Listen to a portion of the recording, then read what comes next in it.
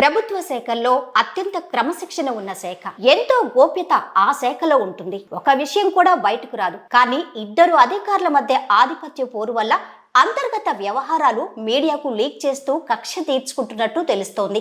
ఒక పోలీస్ అధికారి తన ఆధిపత్యం కోసమే ఈ విధంగా వ్యవహరిస్తున్నట్టు కూడా ఆ శాఖలో చర్చ జరుగుతున్నట్టు తెలుస్తోంది. ఇద్దరి అధికారుల వల్ల ఆధిపత్య పోరుతో దిగువ స్థాయి సిబ్బంది ఇబ్బందులు పడుతున్నట్టు తెలుస్తోంది. కమిషనరేట్ బాస్ కలగజేసుకుని పరిస్థితులు చక్కదిద్దాలని ఆ శాఖ సిబ్బంది కోరుతున్నారు. విజయవాడ పోలీస్ కమిషనరేట్ లో ఒక పోలీస్ అధికారికి అదే పరిధిలోని ఒక స్టేషన్ SHOకి మధ్య కొద్ది కాలంగా ఆధిపత్య పోరు నడుస్తున్నట్టు తెలుస్తోంది.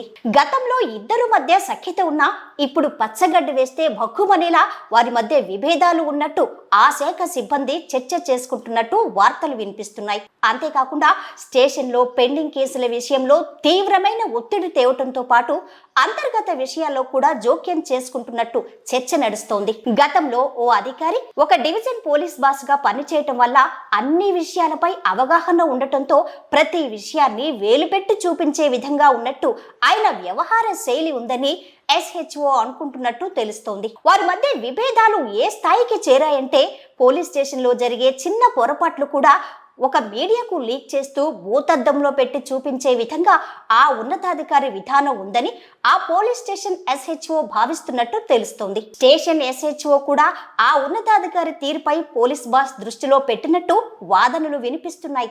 ఇటీవల ఇబ్రహీంపట్నం మండలం గుంటుపల్లి గ్రామంలో పేకాట శిబిరంతో పాటు పెద్ద ఎత్తున కోడి పందాలు ఏర్పాటు చేశారు. అధికార పార్టీలో ఒక వర్గం నాయకుడు ఆ ఉన్నతాధికారికి సమాచారం ఇవ్వడంతో దాడి చేయించారు. ఆ సమయంలో లోకల్ గా ఉన్న అధికార పార్టీ నాయకులు స్టేషన్ SHO పై ఒత్తిడి తెచ్చి కొంతమంది సూత్రధారులను తెప్పించారని ఆ అధికారి మీడియాకు లీక్ ఇచ్చి వార్త రాయించారని ఆ శాఖలో పెద్ద చర్చ నడిచినట్టు వాదనలు వినిపించాయి. ఈ ఘటనలో SHOతో పాటు సెక్టార్ SI పై పోలీస్ బాస్ సీరియస్ అయినట్టు తెలుస్తోంది. గుంటుపల్లి సెక్టార్ పరిధిలో నలుగురు యువకులు గంజాయి అమ్మకాలు చేస్తుండగా SI దాడి చేసి అదుపులోకి తీసుకున్నారు. కేసు నమోదు చేయకుండా మూలాల కోసం విచారణ చేస్తున్న సమయంలో ఒక వ్యక్తి కుటుంబ సభ్యులతో మాట్లాడతానని వెళ్లి పరారయ్యాడు.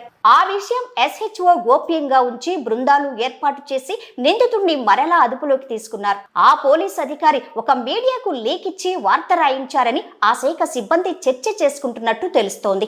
కేసుల విషయంలోనే కాకుండా అంతర్గత వ్యవహారాల్లో ఆ అధికారి అధిక జోక్యం చేసుకోవటం వల్ల స్టేషన్ SHO ఇబ్బంది పడుతున్నట్టు చర్చ నడుస్తోంది. ఇద్దరి మధ్య విభేదాల వల్ల ఆ స్టేషన్ లో పనిచేసే SIలు సిబ్బందులు కూడా తీవ్ర ఇబ్బంది పడుతున్నట్టు తెలుస్తోంది. విజయవాడ పోలీస్ కమిషనరేట్ బాస్ జోక్యం చేసుకుని అంతర్గత పోరును చక్కదిద్ది శాఖను చక్కదిద్దాలని సిబ్బంది కోరుకుంటున్నారు.